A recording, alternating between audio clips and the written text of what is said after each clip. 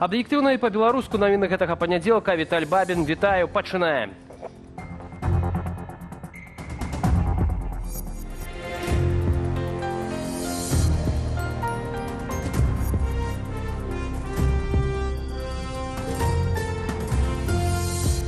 Кадровы дзень у Лукашэнкі. Пасля ягонага так званага пераабрання больш за месяц улады спрабавалі трымаць інтрыгу, якім будзе новы ўрад. Паводле Канстытуцыі ён павінен мяняцца пасля кожных выбараў, але, як і з вынікамі галасавання, сенсацыі не адбылося. Амаль усе міністры захаваюць свае пасады, хаця абвяшчэнне новага старога ўраду чамусьці расцягнулі на 2 дні. Алесь Залеўскі. Пачнем з новенькіх, прынамсі адзін такі ёсць ва ўрадзе. Так, былы топавы менеджер парка высокіх тэхналогій Кірыл Залескі стаў новым міністрам сувязі і інфарматызацыі. Папярэдні Кастусь Шульган узначальваў міністэрства больш за 6 год. Залескі адзначыўся ў ПВТ тым, што некалі перлі на беларускай эканомікі пасля санкцый і ізаляцыі здолела пераарыентаваць частку замоваў захаду на рынкі Азіі і СНД. Бизнес подстраивается и ищет новые возможности в других регионах, там, где работать в партнерстве с Беларусью не является проблемой. Хваліўся Залескі журналістам яшчэ тыдзень таму. Праўда, отток кадраў з IT-сферы застаецца каласальным. Толькі за 2 апошнія гады кампаніі ПВТ страцілі амаль траціну працаўнікоў. Другім адчувальным для кіроўнай эліты рухам можа стаць прызначэнне Владзіміра Караніка на пасаду віцэ-прэм'ера па сацыяльных пытаннях. Адыёзны міністр аховы здароўя часоў каранавірусу прайшоў праверку на пасадзе кіраўніка Гарадзеншчыны. Лукашенко любіў прыязджаць да яго з візітамі пад адкрыццё сацыяльных аб'ектаў. Исторически последние годы сложилось так, что мы назначали министров и за месяц до выборов, и за 2, и за полгода, и за год, чтобы люди видели, с кем будущий президент будет работать. Нібыта апраўдваючыся, што новых твараў амаль няма, заявіў на нарадзе Лукашенко. Тады пытанне, навошта ў лютым ён на чале яшчэ адным са сваіх фаварытаў, Ігарам Крутым, стварыў адмысловую камісію для прапановы па новаму складу ўраду. Адрасую гэтае пытанне адказнаму за кадравую палітыку ў аб'яднаным пераходным кабінеце. Хтосьці паедзе з рэгіёна ў цэнтр, хтосьці з цэнтра ў рэгіёны. Побачимо, магчыма, і новае прызначэнне, но істотна нічога не зменіцца. І праца камісіі – это хіба такая спроба пагуляць у дэмакратыю з аднаго боку, але все ж цудоўна ведаюць, што рашэнні прымаюцца в адным месцы. Іх прымае сам асабіста Лукашенко, і тыя людзі, якія патрапілі ў камісію, іх незайздросны лёс. Ім трэба прадбачыць, неяк угадаць, якая з іх прапановаў атрымае адабрэнне, а якія, можа быць, і не. І сапраўды, улады ў руцінны працэс прызначэння новага старога ўраду паспрабавалі прыўнесці элементы шоу, расцягнуць інтрыгу на некалькі дзён. Заўтра маюць абвесціць міністраў сельскай гаспадаркі, прамысловасці і ЖКГ. Пра пасаду прэм'ера Лукашенко сёння гаварыўся, што гэта будзе эканаміст. Гледзячы на ягоны кадравы резерв, у назіральнікаў няма іншых варыянтаў на гэтую пасаду, апроч як Рамана Галоўчынкі. Але Залеўскі, Белсат. З уручэння даверчых лістоў пачалася дыпламатычная місія Анатолія Глаза ў Турэччыне. Былы прэс-сакратар МЗС Беларусі ў якасці амбасадара сустрэўся з прадстаўніком Міністэрства замежных спраў Турэччыны Джэмілем Мірагло. Бакі абмеркавалі актуальныя пытанні беларуска-турэцкіх стасункаў і канстатавалі іх сяброўскі і стратэгічны характар. Маўляў, у Беларусі і Турэччыны ёсць значны патэнцыял для нарошчвання ўзаемадзеяння ў розных сферах. Анатолій Глаз быў прызначаны амбасадарам у Турэччыне. Сёлета ў студзені дагэтуль ён 7 гадоў займаў пасаду прэс-сакратара МЗС Беларусі. Турэччына падтрымлівае стасункі з рэжымам у Менску. Пасля апошніх выбараў прэзідэнт краіны Реджеп Таіп Эрдаган павіншаваў Лукашэнку з, цытата, пераабраннем. Да эканамічных тэмаў эканамісты ўласна заўважылі ў Беларусі хуткі рост заробкаў, аднак радавацца рана. Пазачарговае падвышэнне правакуе кадравы голад, што пануе ў Беларусі з 2021 года. Якія наступствы для айчыннай эканомікі нясе гэткая канкурэнцыя за працоўныя рэсурсы у матэрыяле Кацярыны Гардзеевай. Заробкі ў Беларусі растуць, адзначаюць аналітыкі Еўразійскага банку развіцця. Гэтак з улікам інфляцыі рэальная зарплата сёлета павялічылася на 13,5%. Найбольшую прыбаўку атрымалі працаўнікі галінаў будаўніцтва, сельскай гаспадаркі ды гандлю. Аднак ёсць нюанс. Рост зарплат связан с одной большой проблемой. Проблемой дефицита кадров. Кадров в стране не хватает, поэтому компании конкурируют за кадры. Сейчас начался процесс повышения, обещанного повышения зарплат в бюджетной сфере, то есть это новый виток конкуренции за кадры. Сёння ў Беларусі не стае каля 190 тысяч працаўнікоў. Каб утрымаць кадры на месцах, прадпрыемствы вымушаныя прапаноўваць ім грашовыя бонусы.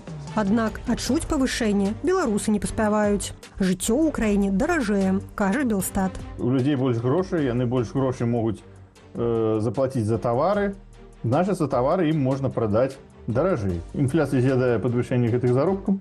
Тое, што ў людзей выраслі заробкі, на такую ж суму яны больш павінны плаціць у краме. Не проста плаціць павышаныя заробкі і самім прадпрыемствам. Заходнія санкцыі і жорсткае дзяржаўнае рэгуляванне паралізуюць гандаль і абмяжоўваюць фінансавыя плыні, з якіх можна было прабіць нечарговыя выплаты. Огромное количество компаний работает просто в убыток себе. Мы можем прийти к тому, что вот там следующий экономический кризис, он будет не в форме там девальвации, инфляции, чего-то еще, а он будет в форме банкротства, цепочки банкротства. Цяжкім становішчам беларускіх прадпрыемстваў на мінулым тыдні заклапаціўся Лукашенко. Ён загадаў змякчыць так званы мараторый на падвышэнне коштаў, што ўдзее ў краіне з 2022 года, і дазволіць шэрагу арганізацыю вызначаць цэны паводле рынкавых законаў. Адпаведныя захады прапануюць да 1 красавіка. Аднак цешыцца змяншэнне рэгулявання не варта. Мы увидим резкий рост по всем ценам, по всем продуктам питания, по всем непродовольственным товарам.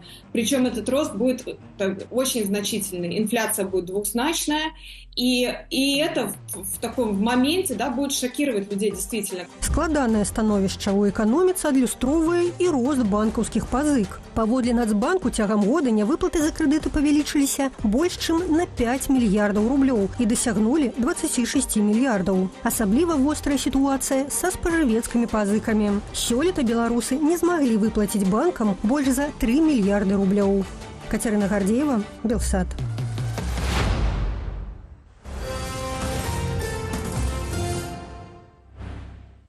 Да міжнародных тэмаў Белы дом прывітаў намаганне Еўропы па спыненню вайны. Ці зможа сустрэча сусветных лідараў у Лондоне вызначыць будучыню не толькі ўкраіны, але і ўсёй Европы. Вялікая Брытанія абвясціла пра стварэнне кааліцыі ахвочых, якая возьме на сябе распрацоўванне мірнага плану. Тым часам у США Дональд Трамп рыхтуе, цытата, гучную заяву. Руслан Ігнатович працягне. Еўропа разумее, для перамогі Украіны патрэбныя не толькі зброя і грошы, але і доўгатэрміновая стратэгія. Канада, Турэччына і лідары краінаў Еўропы сабраліся ў Лондоне ў нядзелю, каб выпрацаваць план мірнага урэгулявання ва ўкраіне. Гаспадар экстраннага саміту, прэм'ер-міністр Вялікай Брытаніі Кір Стармер абвясціў: Лондон, Кіеў і Парыж ствараюць кааліцыю, якая возьме на сябе распрацоўванне мірнага плану для Украіны. Вялікая Брытанія гатовая падтрымаць гэта салдатамі на зямлі і самалётамі ў небе. Разам з нашымі еўрапейскімі саюзнікамі мы павінны ўзяць на сябе галоўны цяжар захавання міру. Каб дасягнуць поспехом, гэтая ініцыятыва мусіць здабыць магутнае падтрыманне ЗША. Мы працуем з Вашынгтонам у гэтым кірунку пасля майго спаткання з прэзідэнтам Трампам на мінулым тыдні. Вялікая Брытанія накіруе ўкраіне 1 мільярд 600 мільёнаў фунтаў стэрлінгаў. Гэтыя сродкі, атрыманыя за кошт адсоткаў ад замарожаных расійскіх актываў, пойдуць на закупку больш як 5000 брытанскіх ракетаў СПА. Тым часам кіраўніца Еўракамісіі Урзуля фон дер Ляйен заклікала Еўропу рыхтавацца да найгоршага. Мы павінны значна павялічыць выдаткі на абарону. Для гэтага неабходны ясны і маштабны план з боку еўрапейскага звязу. Як для краінаў-удзельніц, так і для агульнаеўрапейскіх сфераў. Напрыклад, перадавых сістэмаў супрацьпаветранай абароны. Нам патрэбны агульнаеўрапейскі падыход. Але дзяржавам-чальцам таксама трэба больш фінансавай свабоды, каб ажыццявіць рэзкае павелічэнне абаронных выдаткаў. Агулам жа еўрапейскія лідары па заканчэнні саміту выступілі адзіным фронтам. Прэм'ер-міністр Польшы Дональд Туск сцісла падсумаваў: Еўропа прачнулася. Італьянская лідарка Джорджа Мельёні падкрэсліла, што нельга дапусціць такога міру, які разваліўся праз год. Канцлер Нямецчыны заклікаў падтрымліваць існаванне вялікай украінскай арміі нават пасля заканчэння баявых дзеянняў. Асновай усяго будзе моцная украінская армія. Мы ніколі не павінны забываць, што да пачатку вайны яна была не вельмі моцнай, а цяпер яна значна умацавалася. Больш за 800 000 вайскоўцаў знаходзяцца на службе, і гэта тое, што мы павінны мець на ўвазе. Калі ўлічыць памер украінскай эканомікі, гэта будзе вялікім выклікам для нас усіх у Еўропе, ЗША, Канадзе і іншых краінах. Даць Украіне магчымасць мець моцную армію нават у мірны час, каб больш ніколі не апынуцца ў такой сітуацыі, як цяпер. Прэм'ер-міністр Канады Жустэн Трудо нагадаў, што ў 2022 годзе Расія парушыла дзейны на той момант рэжым спынення агню і ўварвалася ва ўкраіну. Мы працягнем падтрымліваць Украіну столькі, колькі гэта будзе неабходна і ўсім, што патрэбна, бо Украіна абараняе не толькі свае тэрыторыі, яна абараняе самыя прынцыпы і каштоўнасці, якія ляжаць у аснове ўсіх нашых дэмакратычных рэжымаў. Таму, калі мы разважаем, што будзе неабходна ў наступныя гады, я магу запэўніць вас, Канада і канадцы будуць разам з Украінай. А тым часам Дональд Трамп праводзіць нараду з чыноўнікамі сваёй адміністрацыі. Паводле выдання «Нью-Йорк Таймс», на ёй абмяркоўваецца палітыка ў дачыненні Украіны. У прыватнасці можа разглядацца пытанне спынення вайсковай дапамогі. У сваёй сацыяльнай сетцы «Труд» прэзідэнт ЗША абвясціў, што заўтра будзе важны вечар. Руслан Ігнатовіч, Белсат. Тым часам украінскія беспілотнікі атакавалі найбуйнейшы расійскі нафтаперапрацоўчы завод, што месціцца ва Уфе. Пасля трапляння ракетаў на заводзе пачаўся пажар. Завод «Башнефть» ва Уфе перапрацоўвае нафту з заходняй Сібіры і Башкартастану. Яго вытворчая магутнасць складае каля 20 мільёнаў тонаў нафты на год. На заводзе вырабляюць авіяцыйнае і дызельнае паліва, таксама змазачныя матэрыялы для вайсковай тэхнікі. «Башнефть» уваходзіць у пяцёрку галоўных нафтаперапрацоўчых цэнтраў Расіі. Завод месціцца прыкладна за 1500 кіламетраў ад украінскай мяжы. Вяртаемся ў Беларусь. 163 асобы загінулі на пажарах з пачатку года. За апошнія сотні ахвярамі сталіся 3 асобы. Такую сумную статыстыку прыводзіць Міністэрства надзвычайных сітуацыяў. За 2 месяцы гэтага года МНС зафіксавала 1247 пажараў, што на 30% болей, чымся летась. У міністэрстве адзначаюць, што ў папярэднія гады колькасць пажараў і загінулых у іх ахвяраў была значна меншай. Сярод самых распаўсюджаных прычын парушэння правілаў карыстання побытавай тэхнікай, палення, у тым ліку падчас ужывання алкаголю. Беларусы аглядаюць крамы ў пошуках добрай беларускай бульбы. Таго, што ляжыць на паліцах, набываць не хочацца ні за якія грошы, кажуць карыстальнікі сацыяльных сетак. Некаторыя запісалі свае ўражанні ад палявання на бульбу на відэа. Беларуска, якая зняла гэтае відэа, адзначае, што звяртае ўвагу не столькі на кошт, колькі на якасць, але ёй трапляюцца толькі малыя зялёныя жухлыя ці яшчэ нейкія неякасныя клубні. Адметна, што днямі Лукашенко асабіста распарадзіўся знайсці добрую бульбу і паставіць яе ў крамы. Чыноўнікаў ён запытаў, чаму беларуская бульба горшая за імпартную. Оказывается, у нас картошки нет. У нас картошка насколько подорожала? Межсезонный период, рост цен на картофель какой? 8% в этом году за январь. Это только в этом году. Так что мы картошки не можем произвести нужное количество, положить в погреб и потом населению продать. Василий Николаевич, разберитесь и внесите предложение, выгнать надо к чертовой матери этих руководителей. Колькі эмоцыяў. Увесь мінулы тыдзень быў масляным. Масленіца – старажытнае свята з паганскімі каранямі, якое сімвалізуе заканчэнне зімы і надыход вясны. У праваслаўных вернікаў пачаўся Вялікі пост, які рыхтуе да святкавання Вялікадня 20 красавіка. У каталікоў жа пост пачнецца ў найбліжэйшую сераду, а як у Беларусі адсвяткавалі масленіцу, глядзіце без каментара.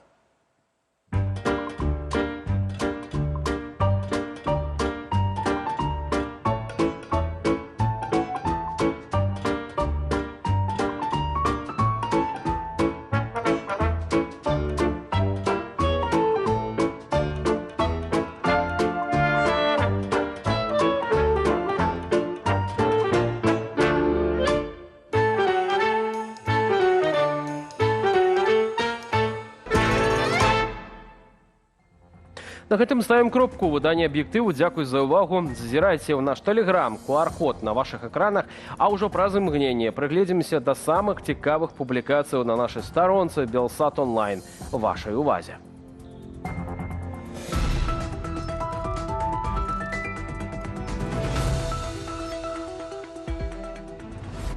Сын гарадзенскага святара Андрэй Аўсіевіч прабыў у няволі 1137 дзён. Яго абвінавацілі паводле 2 палітычных артыкулаў, абраза і распальвання варажнечы. Журналісты сайту belsat.eu паразмаўлялі з Андрэем, каб высветліць, як ён вытрымаў у магілёўскай турме нумар 15 увесь гэты тэрмін.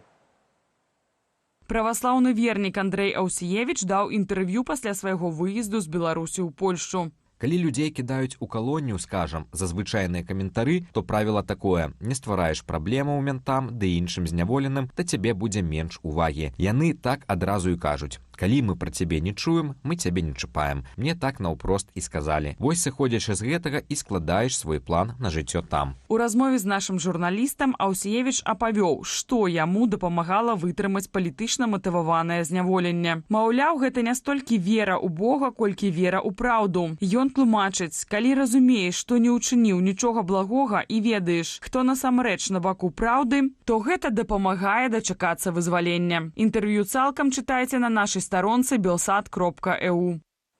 Адкуль могуць экстрадаваць у Беларусь? Цяпер беларусы ахвяры палітычнага пераследу могуць спраўдзіць бяспечнасць падарожжа ў канкрэтную краіну праз адмысловую інтэрактыўную мапу. Калегі з нашага сайту belsat.eu апавядаюць, як гэта зрабіць.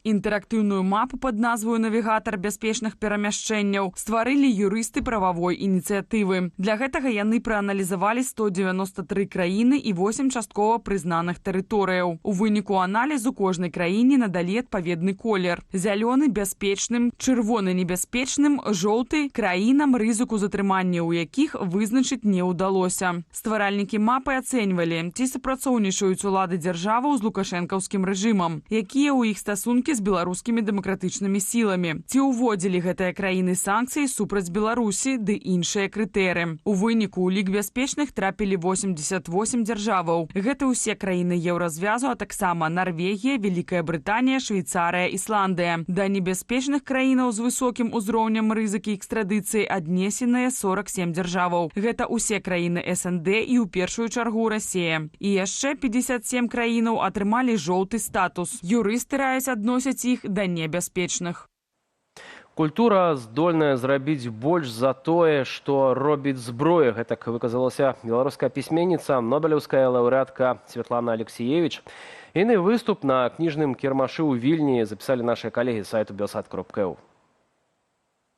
Святлана Алексіевіч выступала ў межах дыскусіі, ці можа мастацтва быць дыпламатычным мостам. Дэмакратыя наогул, на думку пісьменніцы, гэта веды пра тое, як уладкаваны іншы свет. Атрымліваць гэтыя веды Алексіевіч раіць з культурніцкага досведу, у тым ліку літаратуры іншых краінаў. Толькі культуры сёння здольныя зрабіць нешта большае за тое, што робіць зброя, вайсковыя самалёты, танкі. Гэта новае сярэднявечча, а культура прапануе іншы погляд на свет. Без гуманітарнага погляду мы не падымем чалавека да новых выклікаў, што стаяць сёння перад намі, да разумення таго, што чалавек створаны для нечага большага, чымся згарэць у танку. Перад дыскусіяй Святлана Алексіевіч сустрэлася з беларускай дыяспарай у Вільні, а таксама забраную прэзідэнткаю Беларусі Святланаю Ціханаўскай.